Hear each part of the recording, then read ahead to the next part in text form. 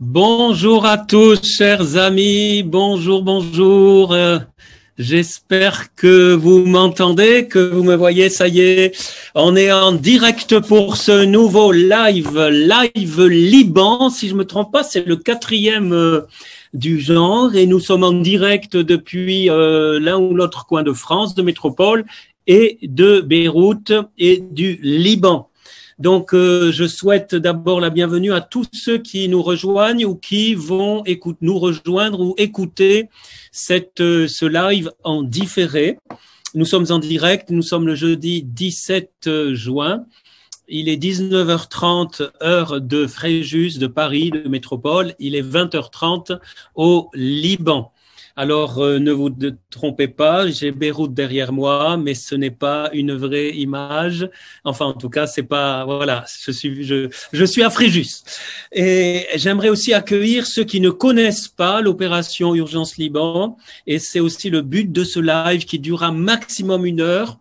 C'est de vous faire connaître, d'abord de vous tenir au courant de la situation du Liban, de nos amis du Liban, des chrétiens du Liban particulièrement, avec plusieurs témoignages que vous entendrez, soit en enregistrement, soit en direct, et aussi d'abord pour remercier les plus de 320 donateurs qui depuis septembre dernier, même août dernier, bientôt 1 an, participe à cet élan de générosité, de solidarité fraternelle pour être aux côtés, on va le redire plusieurs fois dans la soirée, dans ce live, pour visiter, pour accompagner, pour partager, pour soutenir nos frères et sœurs afin qu'ils tiennent bon. Bienvenue à tous, bienvenue à ceux qui viennent nous rejoindre pendant cette vidéo. Comme je vous le disais tout à l'heure, nous sommes en direct depuis Beyrouth et depuis quelques coins de métropole pour ce nouveau live Liban et vous allez petit à petit entendre des témoignages en direct parmi nos amis que vous voyez à l'écran tout de suite et quelques témoignages aussi d'interviews faites ces jours-ci pour la 4e mission Oul 4, car nous avons lancé cette opération Urgence Liban suite à ce terrible événement. On vient de voir des images. Paul, je pense que ça te rappelle des cruels souvenirs. Tu as toi-même été le lendemain même sur les lieux. Je crois qu'un de tes enfants était là aussi au moment de l'explosion là-bas. Vous aviez, vous, les fenêtres ouvertes, donc il n'y a pas eu trop de dégâts chez vous parce qu'on est quand même à quelques kilomètres. Mais voilà, je ne sais pas si, Paul, tu peux mettre ton micro et nous dire un peu où en sommes-nous 10 mois après, où en est le Liban, où en sont les Libanais? Voilà, donc malheureusement, l'Internet est aussi libanais, comme vous voyez, et l'image de la situation du pays. Donc, nos amis français, italiens et de tous les pays du monde qui vraiment vous penchez un petit peu sur le sort de ce pauvre pays qui n'en finit pas de descendre la pente et qui n'est pas prêt d'arriver encore aux scènes. Malheureusement, la situation est encore, nous sommes encore en train de, c'est-à-dire que nous n'avons pas encore touché le fond. Voilà. Au point de vue économique, politique, c'est toujours la dévaluation, la grande inflation qui est en train de ruiner les couples et les familles et les gens ne savent vraiment plus comment s'en sortir avec les fins de mois. Le lait manque, les médicaments manquent, l'argent dans les banques est toujours coincé, nous n'arrivons pas à retirer notre argent des banques. La situation est vraiment catastrophique. Voilà. La seule note, c'est que le peuple libanais est toujours debout, comme les cèdres du Liban. Notre espoir n'est pas entamé. Nous mettons vraiment notre espoir dans le Seigneur qui veille finalement et qui est avec nous dans la barque. Voilà. C'est notre foi et c'est ce que nous vivons chaque jour. Paul, merci. Tu as résumé ce que nous allons voir maintenant, les différents interviews, et on va approfondir, on va voir plusieurs niveaux. Pourquoi? Parce qu'on s'est rendu compte qu'en France ou dans d'autres pays, on est assez au courant de ce qui s'est passé le 4 août, de la crise du Liban plus ou moins, mais on ne se rend pas compte des détails. de ce que vit vraiment le quotidien, de ce que vous vivez au Liban. Voilà pourquoi le but encore de ces interviews. Quelques petits extraits tout de suite et puis on va entendre d'autres témoignages.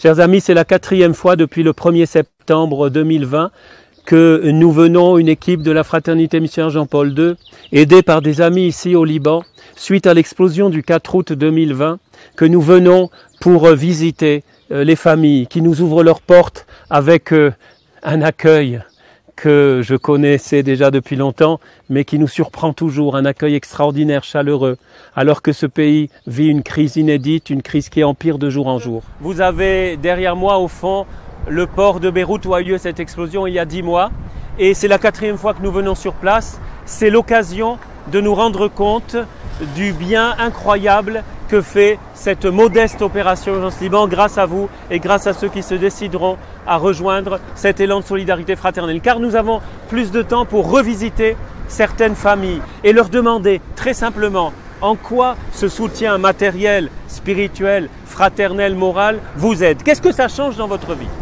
Donc Elie nous dit en résumé qu'avec les petits jobs qu'il fait, parce il nous expliquait qu'il va coiffer les gens à domicile, il n'a pas de salon de coiffure dans la situation actuelle, et que ça couvre tout juste les frais basiques, la nourriture, les couches pour le bébé, le lait pour bébé.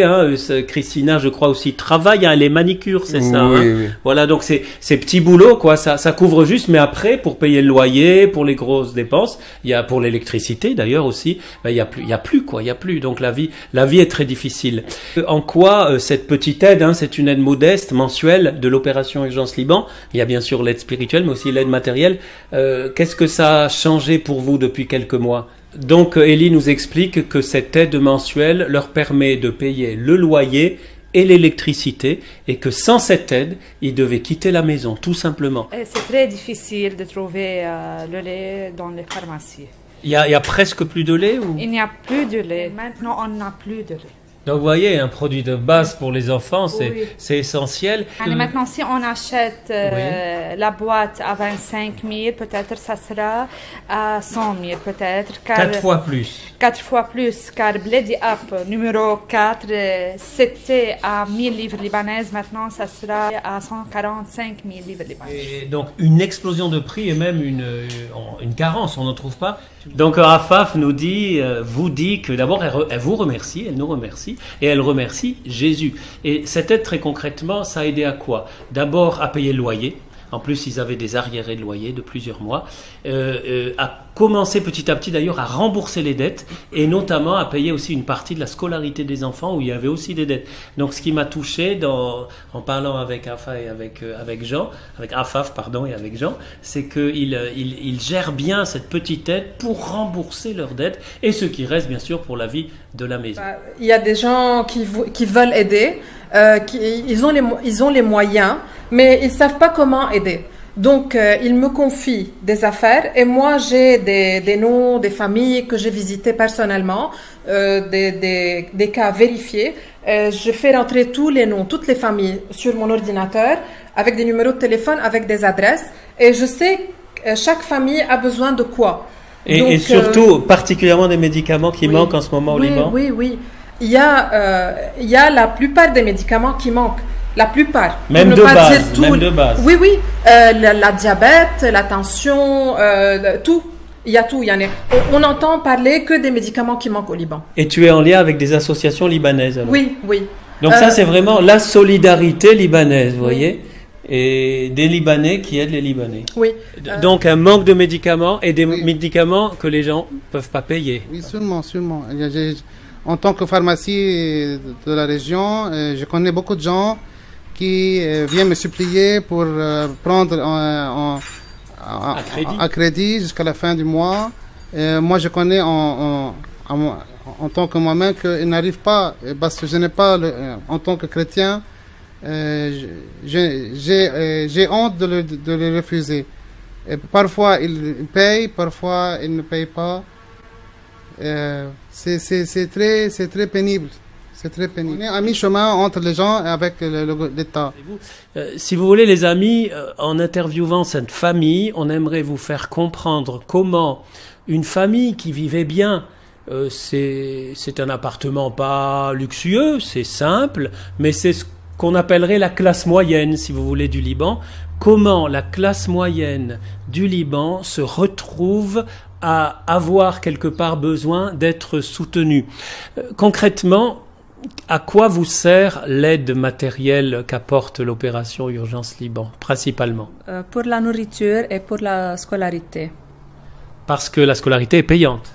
Oui, payée en 4 500 000 pour un enfant. Chaque enfant, c'est à peu près 4 millions et en tout, 4 millions, 5 millions et en tout, ça va être 20 millions, 18 millions parce qu'on est 4 enfants à la maison. Et à chaque fois, il augmente la scolarité. Bon, ça va être difficile à chaque fois. Donc vous voyez, la scolarité, c'est une bonne partie du budget et c'est essentiel à l'éducation des enfants.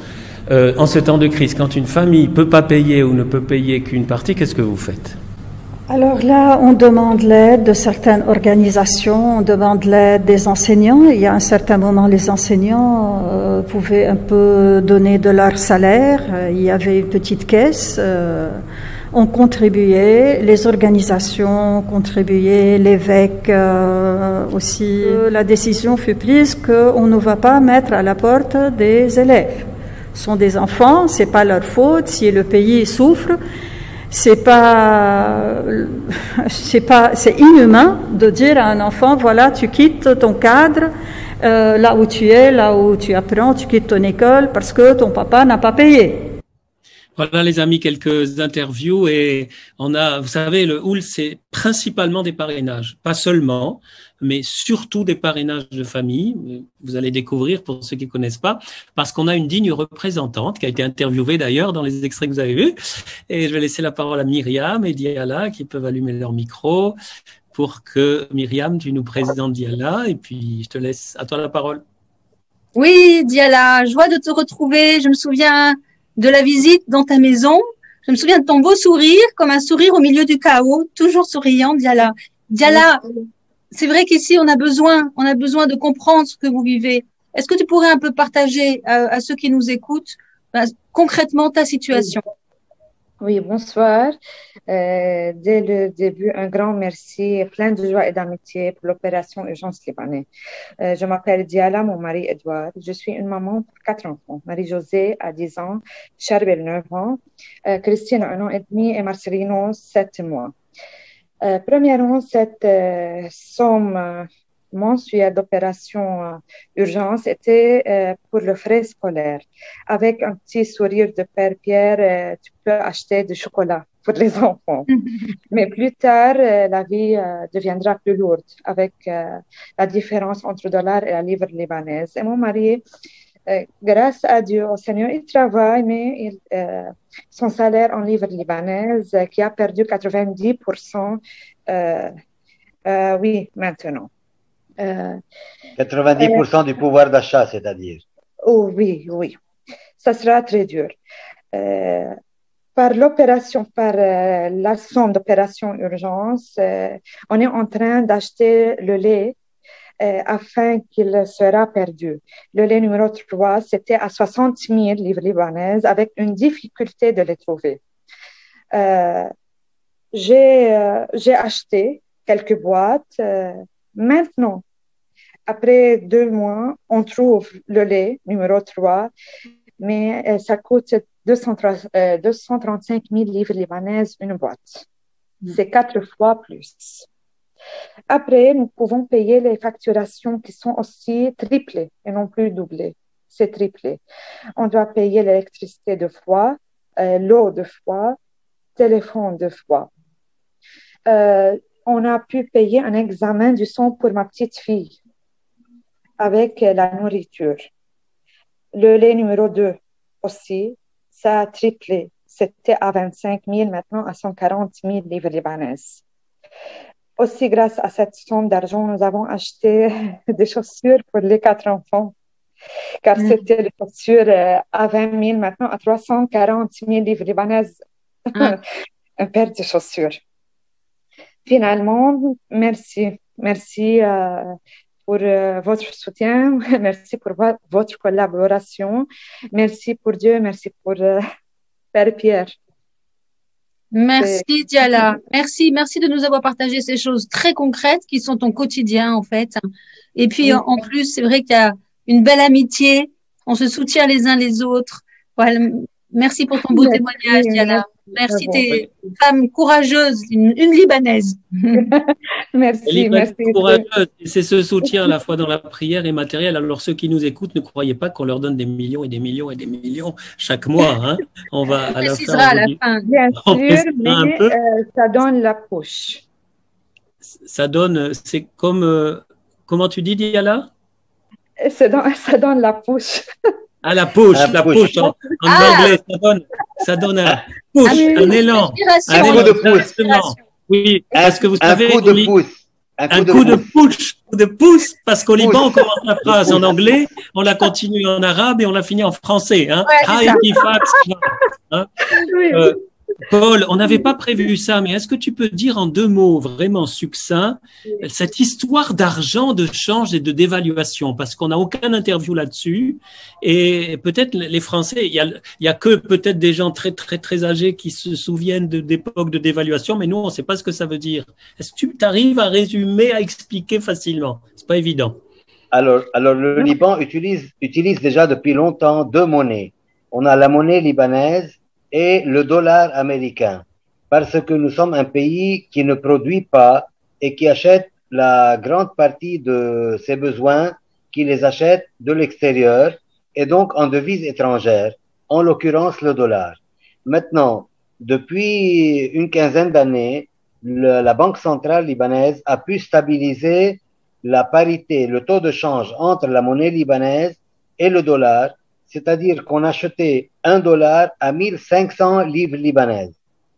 Depuis la crise politique et les banques ont fermé, donc il y a eu une fuite de capitaux du Liban vers l'étranger et le Liban s'est retrouvé sans devise étrangère. Donc c'est selon l'offre et la demande. Lorsque la devise étrangère est très demandée et qu'il n'y a pas, donc elle augmente de prix. Alors aujourd'hui, $1 au lieu de 1500 livres, il vaut 15 000 livres. Donc, on est déjà à 10 fois le prix du dollar d'il y a 1 an et demi. C'est-à-dire, en octobre 2019, le dollar valait 1500. Aujourd'hui, il est à 15 200.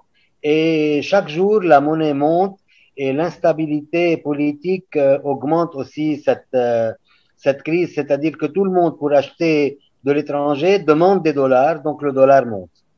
Donc, Paul, d'accord, le dollar monte, les prix explosent. Diala nous a donné des exemples, mais les salaires, ils montent, eux? Les salaires sont à la baisse parce que avec la crise économique, les sociétés, les entreprises n'arrivent plus à importer de l'étranger, donc n'arrivent plus à vendre. Tous les travaux sont arrêtés, donc les salariés ont été soit licenciés, soit à demi-salaire, avec au lieu de travailler 5 jours par semaine, on travaille 2 jours. Les horaires sont diminués, donc les salaires qui étaient déjà bas aujourd'hui sont presque un salaire, c'est 50 €, un salaire moyen, c'est 50, 40 €, 60 € le mois, pas le jour, bien sûr. Donc, merci voilà. Paul pour ces précisions parce qu'on l'avait jamais fait dans les autres lives et c'est précieux pour la suite. Vous allez tout de suite écouter encore quelques interviews avant qu'on continue avec nos amis qui sont en direct ici. De temps en temps, il y a des coupures d'électricité. L'électricité du Liban, EDL, l'équivalent de EDF français, vous voyez, l'électricité du Liban, ne fournit l'électricité que combien d'heures par jour? De 4 à 6 heures maximum. 4 à 6 heures. Et toutes les autres heures, qu'est-ce que vous faites? Vous êtes sans électricité? Qu'est-ce que vous faites? On s'abonne à des générateurs privés. Ça coûte cher. En gros, une moyenne de facture d'électricité privée. Au minimum, c'est 230 000.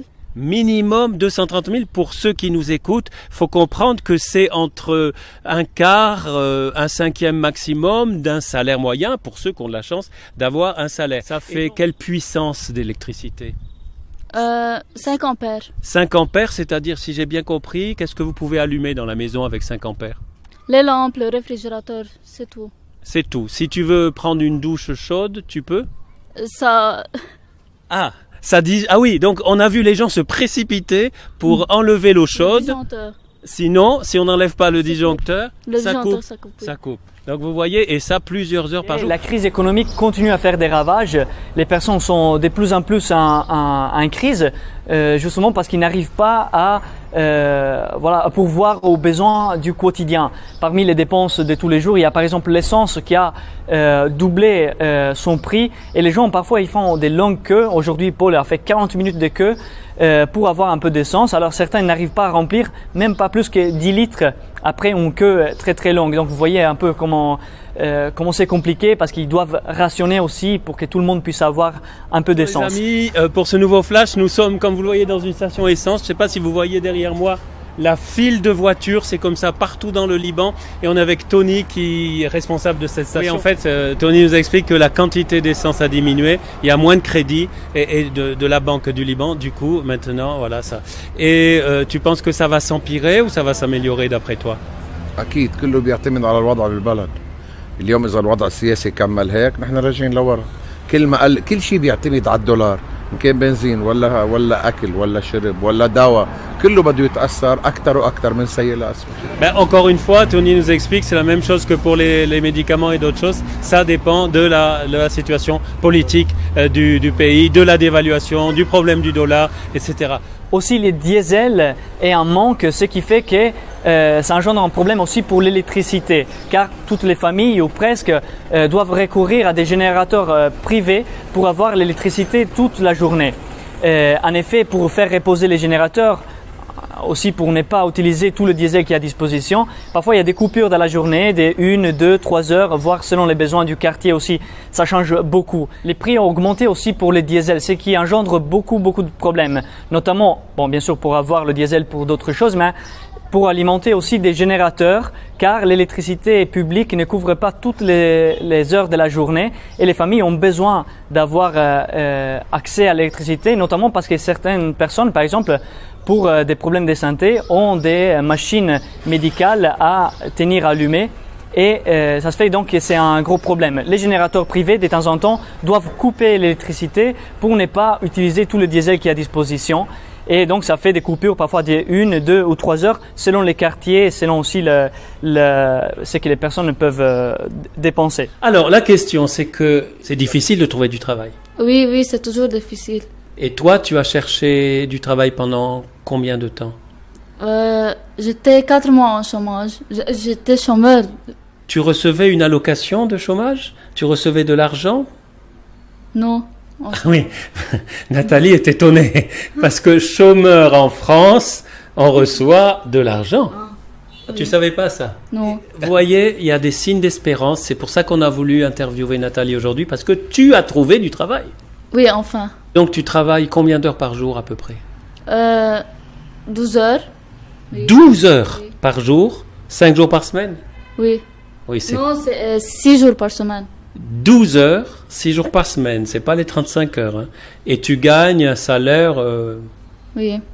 Minimum. Minimum, oui. Minimum, en espérant que ça va augmenter. Alors au cours des derniers flashs, vous avez souvent vu des femmes. La femme libanaise est courageuse, vous avez pu vous en rendre compte. Et j'aimerais vous présenter un homme courageux qui s'appelle donc Georges et qui nous accueille dans sa famille. Georges, est-ce que tu peux nous dire un peu ta situation, combien d'enfants, ton travail? عائلتي مؤلفة من ولدين صبي وبنت، البنت عمرها 11 سنة والصبي 14 سنة. Je m'appelle Georges, je suis père de famille, j'ai 2 enfants qui ont 14 et 11 ans, voilà, et je suis veuf, et j'ai perdu ma femme des suites d'une longue maladie en 2013. J'ai plus de travail parce que j'ai dû quitter mon travail pour m'occuper des enfants qui sont maintenant à la maison à cause du Covid, donc voilà, pour garder les enfants, j'ai dû quitter mon travail. Est-ce que vous voulez dire quelque chose aux jeunes Français, les jeunes Français qui ne connaissent pas trop le Liban? Est-ce que le Liban est un super pays, oui ou non? Oui.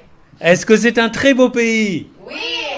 Est-ce que vous les invitez à venir au Liban? Oui, bien sûr. Oui, bien sûr. Donc, les amis, tous les jeunes là qui écoutent, les enfants, on vous attend aussi au Liban. Dites à vos parents, allez, papa, maman, on va passer des vacances au Liban parce que c'est un très beau pays. C'est un pays qui a... Et en plus, en venant, vous soutenez aussi par le tourisme, notamment, nos amis qui ont bien besoin d'être soutenus pour tenir. Merci beaucoup. Merci à vous. Merci Ktir, Georges. À bientôt. Merci. Salut. Alors, Paul Elie, tu es pas parti en vacances au Liban. Pas du tout. D'ailleurs, j'en profite tout de suite pour dire à nos amis qui ne connaissent pas cette spécificité de Oul. Oul, c'est Opération Urgence Liban. Hein. En arabe, Oul, ça veut dire dis, parle. Hein. Mais c'est le sigle de Opération Urgence Liban.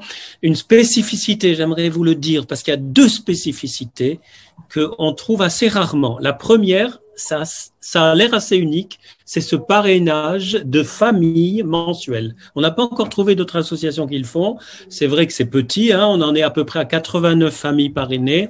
On espère arriver à 110 familles le mois prochain parrainées, chaque mois. Mais la deuxième spécificité, c'est qu'absolument aucun frais de fonctionnement n'est pris sur vos dons. Même pas le scotch ou les enveloppes dans lesquelles on met les dons pour nos amis. Tout ça, on le paye avec nos deniers personnels, bien sûr les billets d'avion, c'est un tout petit peu endetté, hein. Mais bon, voilà, on est heureux de le faire. Donc, Paul Elie n'est pas parti en vacances, mais pour visiter du matin au soir avec frère Daniele, qui est en ce moment avec lui. Donc, Paul Elie, vous avez vu que Paul Elie m'a traduit en arabe. Ça, c'était très, très pratique. C'est aussi traducteur, même si tu es algérien, tu comprends le libanais, j'ai l'impression.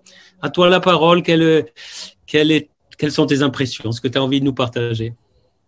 J'ai été très, très touché par la dignité des familles qu'on a tous toutes visitées, malgré la crise, malgré malgré tous les problèmes dans lesquels ils traversent, qu'ils vivent.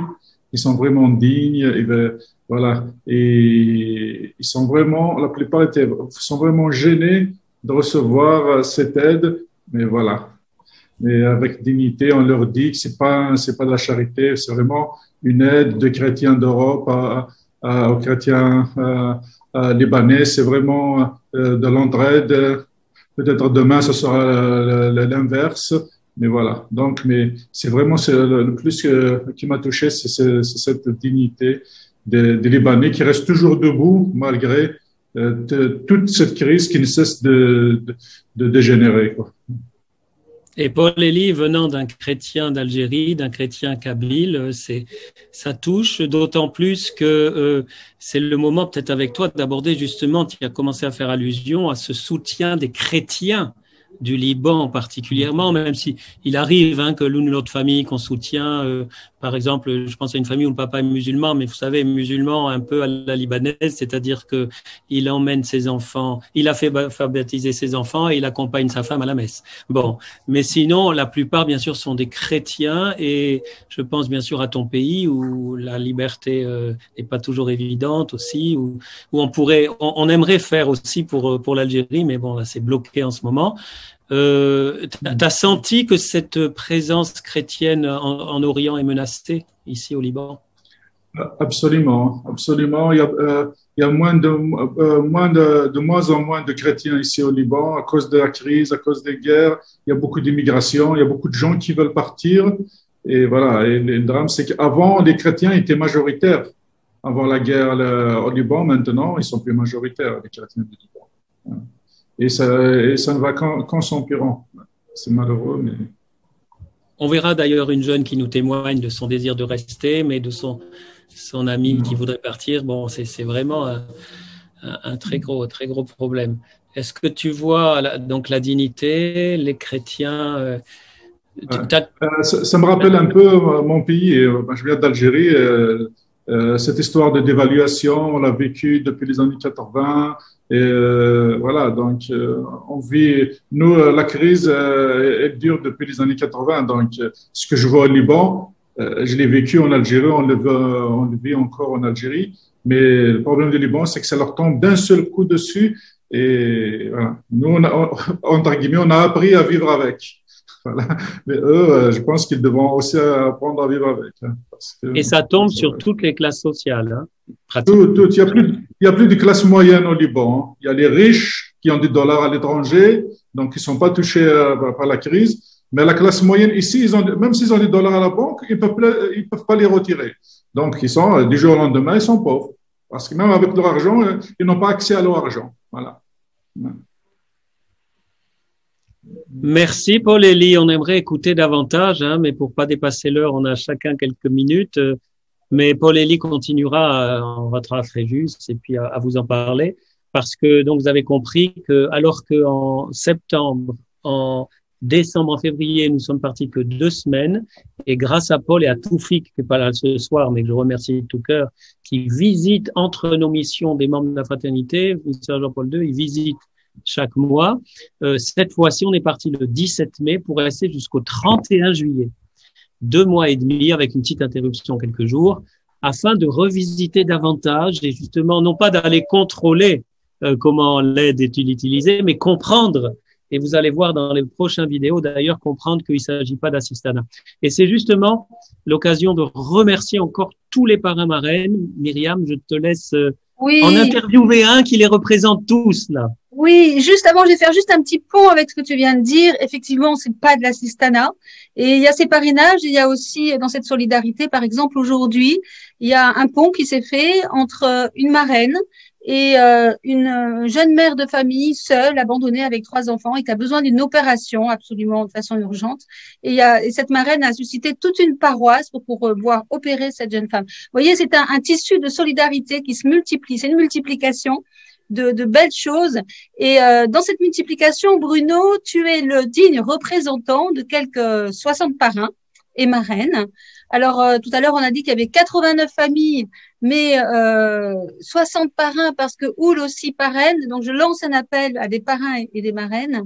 Bruno, je crois que tu es parrain depuis le mois de décembre, hein, c'est ça? Bonsoir, oui, absolument, depuis le mois de décembre, oui. Depuis le mois de décembre. Et qu'est-ce que tu pourrais nous dire? Qu'est-ce qui de cette expérience que tu as vécue avec le Liban tout au long de ces mois? Et si tu peux nous donner envie? On a commencé à correspondre avec la famille, on échange des photos, on échange des points de vue, on échange un certain nombre de choses. Et forcément, on a envie d'aller plus loin et d'aller sur place. Et c'est ce qui fait que il y a une quinzaine de jours, j'ai proposé à mes filles d'aller au Liban. Et puis elles m'ont dit, ben ok, on y va. Ce qui va nous permettre de resserrer les liens avec la famille parrainée. Et puis de voir réellement les conditions de vie sur place, puisque on a entendu Diala ou Paul nous parler des conditions de vie. Diala nous dit une boîte de lait, c'est 140 000 livres libanaises, et ça fait 1/6 de mois de salaire, quoi, pour ceux qui ont du travail. Et donc on veut aussi un peu toucher du doigt et voir réellement, au-delà de resserrer les liens, de voir les conditions de vie. Et je soupçonne les familles parrainées de pas tout nous dire et de minimiser la situation, je pense. Certainement, certainement. Ouais. Dans leur dignité, tout à fait. Bon, l'idée aussi, c'est bien sûr de visiter le Liban, de goûter la cuisine, enfin bon, évidemment. Merci Bruno, merci. Il faut dire donc que tu nous rejoins avec voilà, avec une sœur, tu nous rejoins parce que toute la famille coulée en fait, hein, c'est une famille qui s'est impliquée dans le parrainage, c'est très beau. Et tu nous rejoins début juillet, donc pour partager ce temps et ces visites des familles avec nous. Absolument. On aurait aimé. Vas-y Bruno. Pardon, j'y vais avec une de mes sœurs, Françoise, qui parraine une autre famille, puisqu'on est tous impliqués avec le Liban.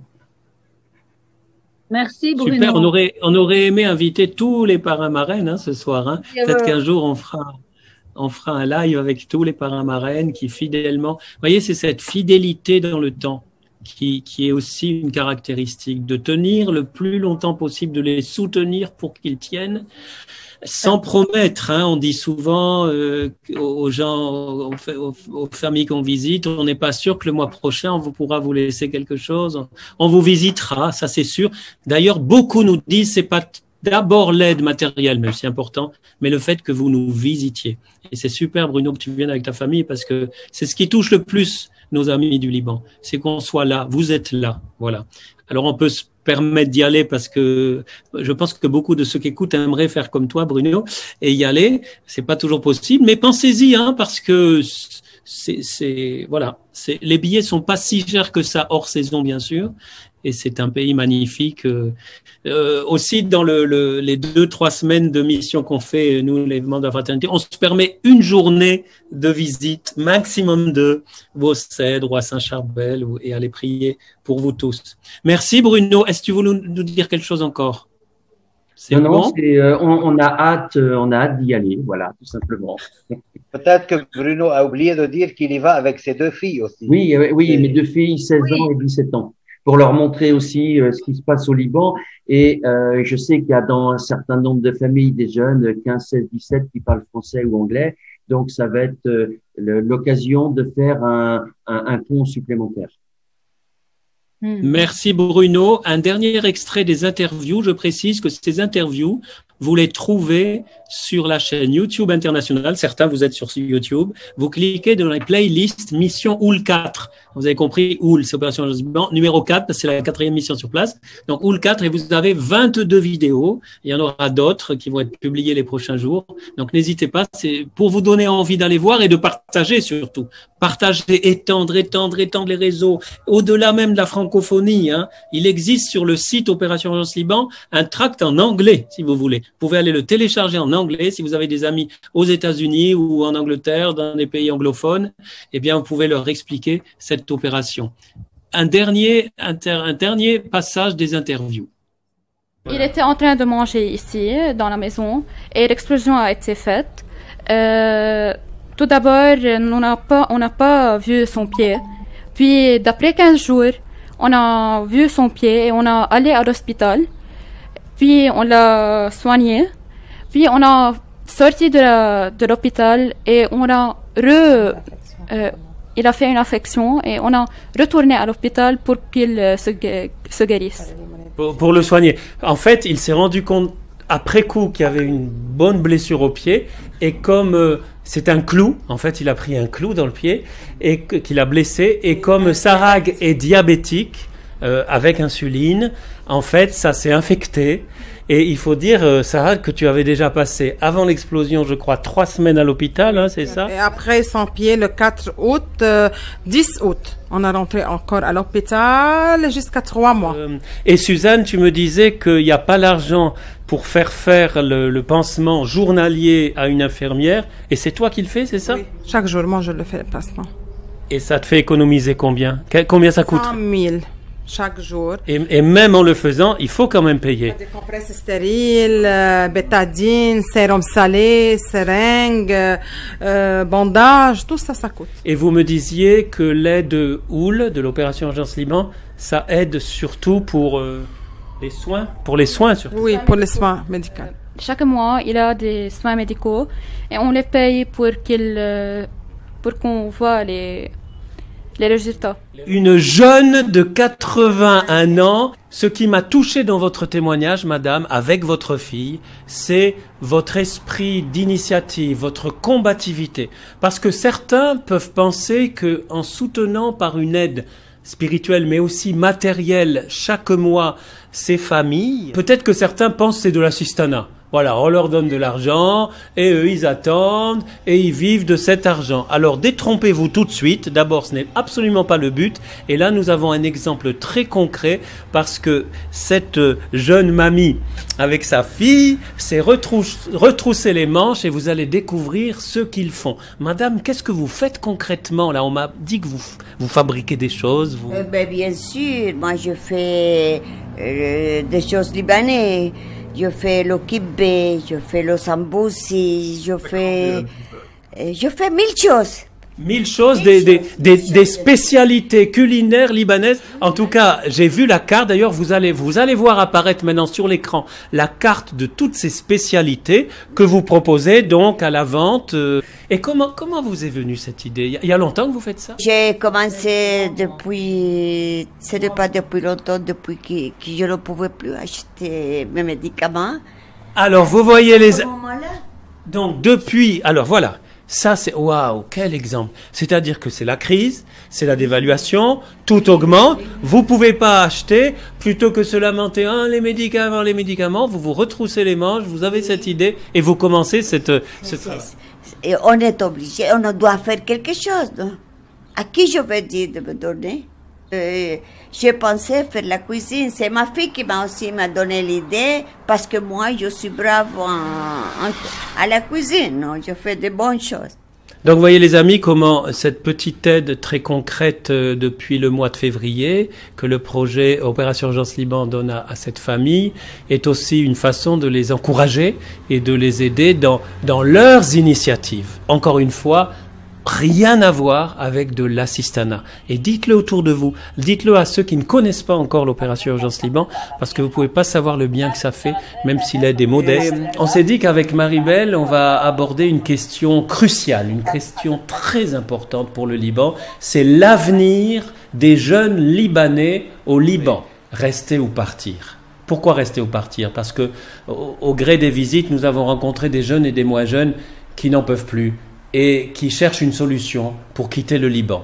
Donc ma première question, Marie-Belle, toi, est-ce que tu as envie de quitter le Liban? Non, je n'aime pas quitter le Liban. T'as pas envie de quitter le Liban? Non, je n'aime pas. J'ai besoin de rester car si on quitte tous les jeunes qui restent par suite. Exactement, et malgré la situation, tu veux rester? Ouais, je veux rester ici. Et tu es pas la seule, grâce à Dieu. Ça veut pas dire qu'on juge et ceux qui quittent. Ils ont raison encore. C'est leur vie, c'est les meilleurs jours de leur vie même, non. Donc on comprend que si des jeunes ont une occasion, ils ont raison même, ils ont raison. J'ai pas le droit de dire ils n'ont pas raison ou quelque chose. C'est libre, mais pour moi, j'aime rester ici. Et tu nous disais que ton petit ami, qui a fini ses études, n'a pas de travail. Non, ici au Liban, il n'a même pas de travail dans ses licences. Et pourtant, il a une licence, il a des diplômes, et il ne trouve pas de travail. Non, il n'y en a pas. Il me dit que s'il y en a une opportunité pour quitter, il va quitter. C'est ça. Vous voyez un peu le dilemme, les amis. Et j'ai rencontré d'autres couples comme ça de fiancés où l'un veut pas partir et l'autre se dit, mais si j'ai l'occasion. Vous vous rendez compte un peu? 3 choses qui m'ont marqué énormément du peuple libanais, ce sont le dynamisme, l'entraide et la foi. D'abord le dynamisme, pourquoi? Parce que les situations n'ont pas resté statiques. Dans un double sens. D'abord, les personnes ils s'activent pour améliorer leur situation et même ceux qui reçoivent la contribution OUL, ils font de leur mieux pour pouvoir sortir et ne plus avoir besoin de cette aide. Certains ont trouvé des petits travails ou s'activent pour faire un peu la débrouille. Ils essayent de trouver une solution à leurs problèmes. Et par exemple, s'ils arrivent à résoudre des problèmes, et là c'est l'entraide qui rentre en jeu, et ils essayent d'aider ceux qui ont plus besoin que eux d'une aide ponctuelle par exemple. Et c'est magnifique de voir comme dans les quartiers, les personnes ils se soutiennent mutuellement, bien sûr au niveau spirituel, mais surtout au niveau matériel. Ça nous amène aussi à la foi, et c'est beau de voir comme les expressions les plus entendues dans les familles sont par exemple soit rendu grâce au Seigneur, Katar Khalallah, ou par exemple Hamdullah, loué soit le Seigneur, parce que c'est un peuple qui confie dans la bonté de son Dieu et qui garde l'espoir malgré la difficulté. Donc, cette petite flèche, c'est pour vous remercier pour votre aide, car je vous rappelle, nous venons ici à un ambassadeur de votre soutien pour le peuple libanais. Donc, continuez de le faire. Likez aussi cette vidéo, partagez-la de sorte que beaucoup de personnes puissent encore rentrer à faire partie de ces beaux projets. Et sur ça, je vous dis au revoir, à la prochaine. Ciao. Mais dans ce lieu béni, dans ce lieu aussi magnifique de cette création du Seigneur, rendre grâce au Seigneur pour le peuple libanais. Rendre grâce au Seigneur pour leur exemple. Rendre grâce au Seigneur pour leur ténacité, comme on dit aujourd'hui, pour leur résilience. Mais aussi rendre grâce pour tous les amis du Liban. Et pas qu'en France, bien sûr, il y a une amitié franco-libanaise particulièrement forte, mais je sais que beaucoup d'autres qui m'écoutent peut-être en direct ou en différé et qui sont d'autres pays portent à cœur ce cher Liban. Pas simplement pour sa beauté, j'allais dire même pas simplement pour son accueil extraordinaire, mais aussi parce que c'est le dernier rempart des chrétiens libres en Orient. Sœur Diane. Alors, Sœur Diane, dès qu'il y a eu une deuxième mission, à peine ça a été possible, toi qui connais beaucoup le Moyen-Orient, plutôt la Terre Sainte, tu as découvert en décembre ce magnifique Liban et on vient de repartir il y a quelques semaines ensemble, le 17 mai. Alors, vous voyez, un curé et une bonne sœur avec des valises remplies de lait pour bébé. C'était un peu spécial, mais ils n'ont pas ouvert les valises. Ça, c'est pour la petite histoire. En tout cas, Diane, ce second voyage, qu'est-ce que tu peux nous en dire qu'est-ce que tu as constaté en 6-7 mois, hein, puisque quand on y a été en décembre, il y avait encore les marques de l'explosion très fortes. Là, ils ont beaucoup réparé. Ce que je peux dire, c'est que la situation s'est pas améliorée, la situation s'est dégradée. Vous l'avez tous bien compris. En allant une deuxième fois, c'est aussi pouvoir revoir des personnes qu'on a vues une fois. Ça fait chaud au cœur de revoir des personnes après quelques mois. Et puis une vision aussi un peu différente des choses. On n'a pas sur le stade de la découverte, donc on voit les choses peut-être plus dans leur réalité. Et il y a ce dynamisme, bien sûr, hein, cette fois, mais en même temps, il y a une question sous-jacente, peut-être qui était plus cachée il y a quelques mois, parce qu'il faut durer dans le temps, c'est qu'allons-nous devenir? On sent bien cette question là-dessous. Et tenir longtemps dans une situation difficile, mais sans fatalisme, sans baisser les bras, il y a une puissance de vie qui demande à se déployer, et cette puissance de vie, cette joie de vivre, elle est freinée, parce que on voit même chez les enfants étudient en ligne sur leur tablette, enfin le mois dernier, donc, et il y a des enfants très éveillés qui participent à la conversation, qui sont joyeux, bien que très choqués par l'explosion. Mais ça, c'est un point, Diane, c'est un point que je soulignerai, qui nous a frappé. D'ailleurs, on le voit chez Diala, hein, mais qui est une digne représentante. Mais on se dit, parce qu'il y a une des filles qui nous a dit, oui, on est les plus heureux des déprimés au Liban. Une des jeunes. Comment ça se fait, d'après toi, qu'il n'y ait pas plus de dépression, alors que nous, en France, on est les champions du monde d'anxiolytiques et compagnie, avec tous ceux qu'ils vivent. Comment ça se fait, d'après toi? C'est la foi, c'est soutenu par l'espérance dans le Seigneur. Mais en même temps, j'ai entendu des choses que j'ai pas trop aimées. 2 ou 3 fois, j'ai entendu le Liban a trop péché et c'est une punition pour les Libanais. Ça j'ai pas aimé, parce que c'est une interprétation. Pourquoi dire ça? En fait, il faut rester très humble devant les situations. Il y a le mystère du mal et on ne sait pas pourquoi. Et il y a quelquefois dans la vie, on ne saura jamais pourquoi c'est arrivé ces choses. Et pourquoi pas dire, par exemple, le peuple libanais achève dans son corps les souffrances de la passion du Christ. On peut aussi dire ça. C'est exactement l'explication inverse.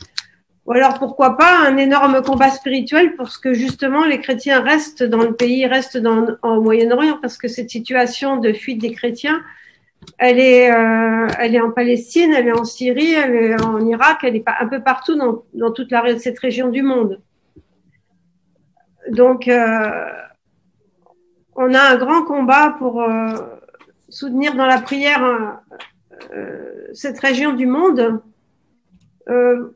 Peut-être que, justement, nous, chrétiens d'Occident, on a à se secouer un petit peu pour avoir le souci, justement, de l'avenir des chrétiens dans le monde. Puisqu'il y a qu'une seule maison commune, nous dit le pape. Il n'y a qu'une seule terre, elle est ronde et tout communique. Et là où ça va mal quelque part, ça affaiblit le reste. Et inversement. Waouh, Sœur Diane, alors là, Écoute, ce que tu viens de dire, c'est pas pour te jeter des fleurs, mais je crois que c'est le Saint-Esprit qui nous guide encore ce soir, hein, parce que c'est vraiment l'Esprit. On est tous frères et sœurs, le sang qui circule, comme dit souvent Paul, hein, dans le même corps. Et d'ailleurs, pour vous dire que ça s'arrête pas au Liban. Et justement, tu as fait allusion, mais notre fraternité, on est d'ailleurs sur d'autres fronts. En ce moment, c'est beaucoup au Liban. On espère tenir le plus longtemps. Mais on remercie tous ceux qui se donnent, qui aident à droite, à gauche, qui soutiennent, voilà. Et l'opération Jean Simon, c'est aussi ce combat. T'as dit une chose très importante, Diane, hein, c'est vraiment ce combat spirituel. On le sent quand on est là-bas. Hein. C'est à la fois un pays extraordinaire, hein, des gens. On mange bien, Bruno, mais bon, il n'y a pas que ça. Mais un accueil fantastique. Et puis à la fois, on sent ce combat, ce mal là qui s'acharne. L'explosion en a été un des phénomènes. Une dernière chose, Diane, que tu as envie de nous dire? Peut-être qu'on oublie un peu trop la communion des saints. Cette unité de l'Église, du ciel, de la terre, et on est tous solidaires les uns des autres. Et en même temps, on n'est pas seuls, puisque il y a beaucoup de gens qui prient pour nous dans le royaume de Dieu. Amen. Fratelli tutti, et puis tous les martyrs du Liban qui prient aussi, et du monde entier. Merci Diane, merci beaucoup. Et l'Église est une grande famille. On pense, en écoutant Sœur Diane, je pensais à Saint Paul qui nous parle des collectes d'une Église pour une autre Église en difficulté. Et de tout temps, les chrétiens ont soutenu les chrétiens et ont su être sur le front, sur ce front-là, hein, de l'entraide. Alors Paul, quand on aime, on ne compte pas. Et je crois que tu comptes pas beaucoup ton temps et ta dépense physique pour aller visiter les familles depuis le début. Hein, on a commencé ensemble. Qu'est-ce que tu pourrais nous dire de toutes ces visites? Donc, tu visites quasiment, on peut dire, quotidiennement, chaque mois, mois après mois, toutes ces familles. Alors, bien sûr, tu leur amènes l'enveloppe du parrainage, ça c'est une chose, mais quoi de plus encore? Qu'est-ce que tu constates? Qu'est-ce que tu peux nous partager? Alors, voilà, les familles sont très touchées par notre présence à leur côté. Une présence qui écoute, qui n'essaie pas trop de donner des conseils, faites ceci, faites cela, mais vraiment qui écoute leurs besoins, qui prie avec eux aussi. Souvent, lorsque nous rentrons dans la famille, nous prenons un petit moment de prière et nous essayons de leur injecter un petit peu d'espérance dans le désespoir qu'ils pourraient avoir dans le quotidien, dans les difficultés de la vie quotidienne.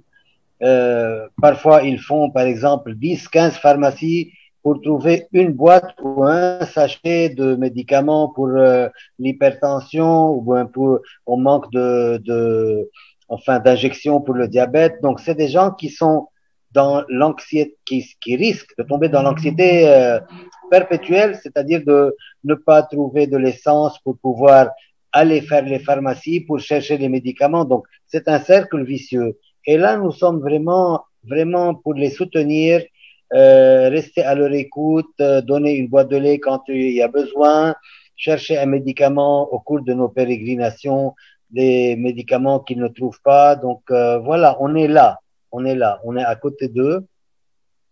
Et vraiment, les gens sentent qu'ils ne sont plus orphelins, qu'ils ne sont pas totalement délaissés, mais qu'il y a quand même un regard de compassion, un regard d'amour qui est sur eux et qui est au moins à l'écoute. C'est-à-dire que, par exemple, mon téléphone ne cesse pas de vibrer, de sonner à n'importe quelle heure du jour et de la nuit.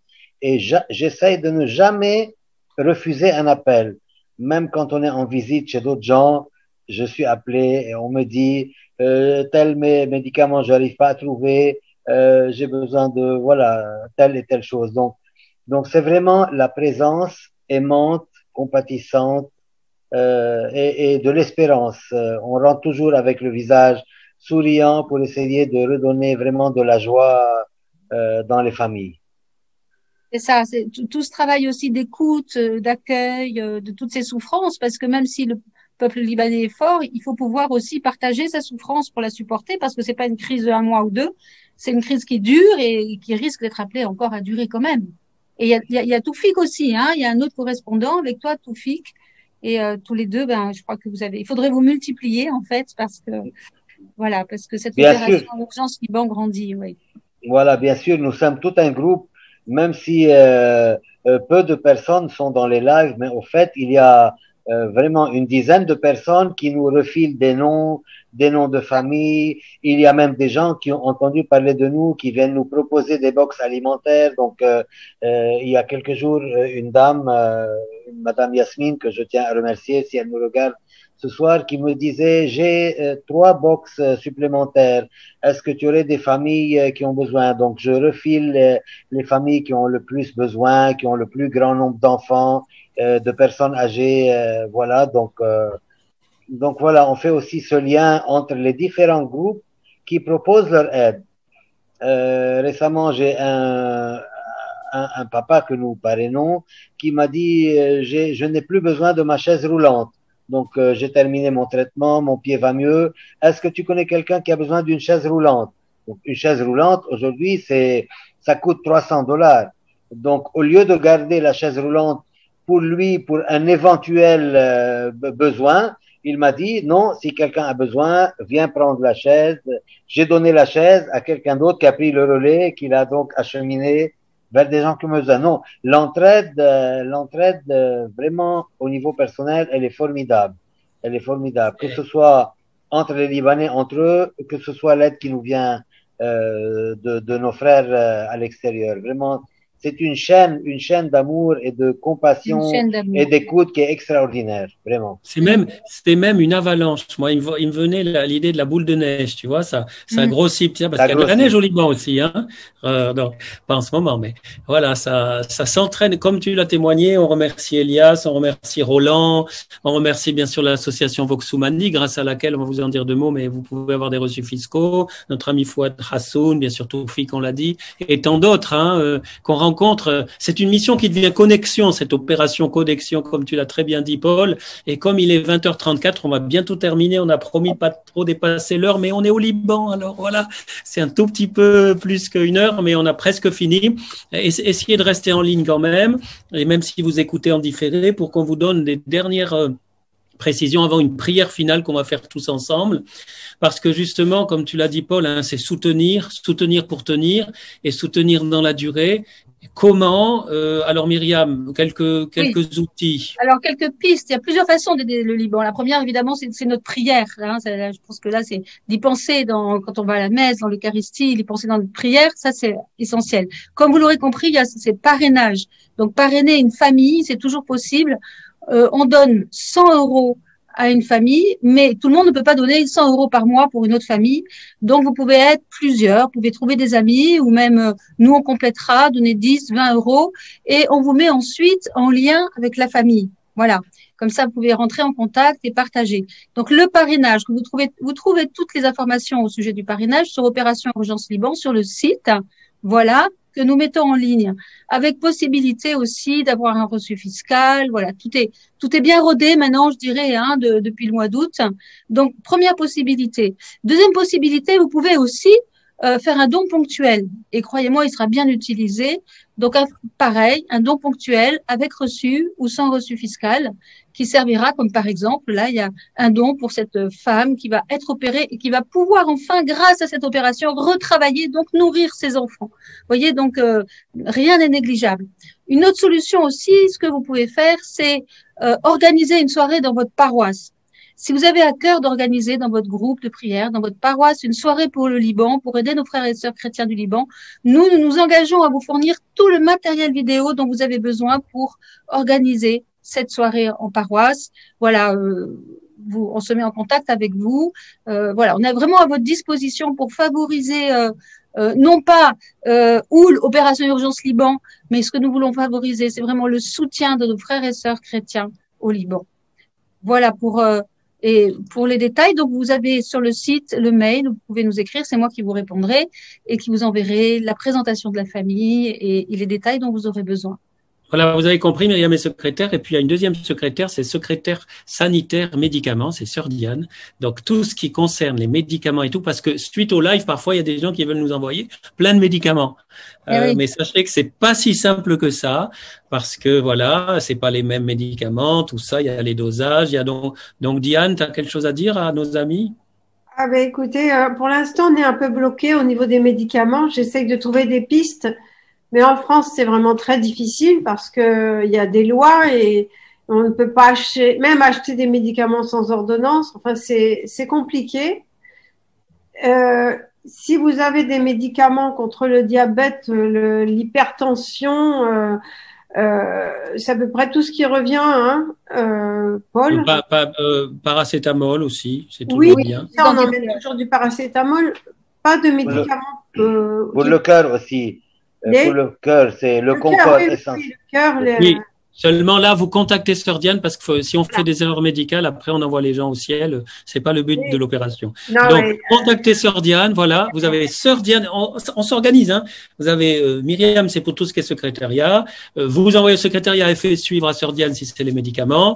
Et puis, si vous voulez venir au Liban, on va pas ouvrir une agence de voyage, mais vous nous contactez. On peut vous donner des bonnes pistes. D'ailleurs, Bruno va ouvrir la voie pour les parents marraines. Voilà, sachez que l'épidémie là-bas baisse comme chez nous, il y a les masques, c'est vrai qu'il faut faire un PCR avant de partir. Bref, tout ça, on va pas vous le dire ce soir parce qu'il est tard. Il y a une dernière chose que j'aimerais vous dire en vous partageant l'écran tout de suite, c'est que, on remercie infiniment Voxumani parce que c'est grâce à Voxumani de Saint-Germain-en-Laye que vous pouvez avoir des reçus fiscaux. Il y a peut-être l'un ou l'autre qui l'a pas reçu à temps, mais on finit par le vous renvoyer. C'est beaucoup de travail, en fait, pour nos amis qui, bénévolement, vraiment, nous rendent ce service, ce partenariat grâce à notre ami Fouad Rassoun, à Gilles, à Béatrice, etc. Mais nous aimerions déjà dès le départ, avant un jour, pouvoir aussi nous-mêmes délivrer les reçus fiscaux, puisque l'association qui soutient cette opération, c'est l'association FMJP2, qui est enregistrée, mais qui n'est pas d'intérêt général. Pour faire très bref, il nous faudrait encore une centaine d'adhérents à 3 euros l'année, pas beaucoup, 3 euros l'année. Ça nous permettrait, à partir de 200 adhérents, de demander la reconnaissance d'intérêt général, car c'est une association qui a aussi la coopération internationale humanitaire. Donc, il peut tout à fait, et pour l'Amazonie et pour le Liban, on est engagé aussi en Amazonie. Donc, n'hésitez pas, vous allez sur le site Opération Urgence Liban, vous voyez association, vous cliquez, il y a un QR code et vous adhérez. Merci, n'hésitez pas à le partager. Voilà les amis, écoutez, on veut pas faire plus long parce que certains ont envie d'aller manger. En plus, au Liban, il est un peu plus tard qu'ici, il est 1 heure de plus. Je tiens à remercier encore une fois tous ceux qui soutiennent, qui ont donné un don ponctuel, que ce soit, moi je dis toujours chaque don est grand, même 5 euros c'est grand. Après, si quelqu'un veut donner 10 000 euros, il peut aussi, hein. Ça fait avancer. Je vous cache pas qu'on espère avoir à peu près encore 4 000 euros avant le 29 juin pour emmener pour essayer de tenir au moins 3, 4, 5 mois, avoir un peu d'avance et savoir qu'on peut dire à nos amis, pour 3, 4, 5 mois, vous aurez ce soutien matériel. Après, on ne sait pas. On leur dit à chaque fois, on ne sait pas. Donc, un très grand merci à ceux qui ont aidé. Un grand merci à ceux qui parrainent, soit par houle, soit carrément une famille, et dans tous les cas qui versent régulièrement, mensuellement. Je sais que beaucoup d'entre vous se privent, je le sais, et voilà, ça n'a pas de prix, quoi. Pas de prix, on n'a pas de mots pour dire au nom des Libanais qui vous le disent encore ce soir, et tous ceux qu'on visite, merci, merci. Priez aussi pour les équipes sur place, hein, nos amis permanents, et puis nous quand on y va, pour que le Saint-Esprit nous guide vers les personnes qui ont le plus besoin. C'est vraiment le Saint-Esprit qui guide depuis le départ, et c'est pour ça qu'on va finir avec une prière que je vous propose, là attention, c'est un scoop, vous la connaissez pas, c'est une prière qu'on a composée il y a quelques jours, que disent nos amis du Liban que vous soutenez. Donc, on va se mettre avec eux dans leur peau, ceux qui sont pas au Liban, et je vous propose qu'on la récite ensemble. On les invite à la dire en famille, en arabe ou en français. Rassurez-vous, ce soir, ça sera en français. Voilà, pour vous tous. C'est une prière, vous allez voir, pour nous tous, pour vous tous. Et puis, on va se saluer après. Je vous la projette tout de suite. J'espère y arriver. Voilà, la technique. Je suis à la technique d'ailleurs, hein. S'il y a des volontaires pour le prochain live, je les embauche volontiers à la technique. On y est, voilà, vous voyez, c'est une prière faite quotidiennement en famille ou quand ils sont en famille, par tous ceux et celles qui au Liban sont rejoints par l'opération. Voilà. Si les amis en ligne, c'est pas toujours évident de prier avec tous les micros, mais vous pouvez les allumer, hein. Comme ça, on va y aller. Père très saint, nous te remercions pour notre cher Liban, notre terre, mais aussi un message pour ce monde. Nous nous remettons avec confiance entre tes mains en ces temps difficiles et te prions spécialement pour tous ceux qui participent à l'opération Urgence Liban. Qu'ils soient toujours plus nombreux à rejoindre ce mouvement de solidarité fraternelle. Jésus, bon samaritain du peuple libanais, bénis aujourd'hui tous nos parrains et marraines. Saint-Esprit, feu de charité, souffle dans le cœur de tous ceux qui, au Liban, ne croient pas encore en Jésus. Je vous salue Marie, pleine de grâce. Le Seigneur est avec vous. Vous êtes bénie entre toutes les femmes, et Jésus, le fruit de vos entrailles, est béni. Sainte Marie, Mère de Dieu, priez pour nous, pauvres pécheurs, maintenant et à l'heure de notre mort. Amen. Notre-Dame du Liban, prie pour nous. Saint Charbel et vous tous, saints et saintes du Liban, priez pour nous. Les amis, merci Bruno, merci Abouna, Boulos Elias, merci Diana, merci Diane, merci Myriam, merci Boulos, Paul.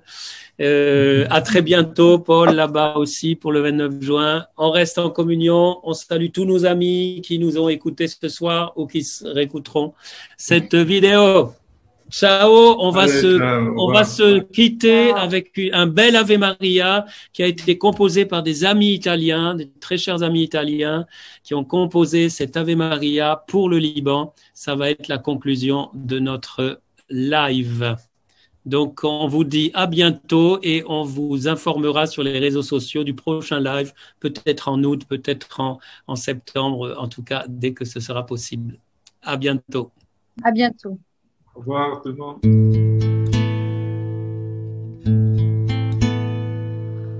Ave Maria, gratia plena, Dominus tecum, benedicta tui mulieribus, et benedictus fructus ventris tui,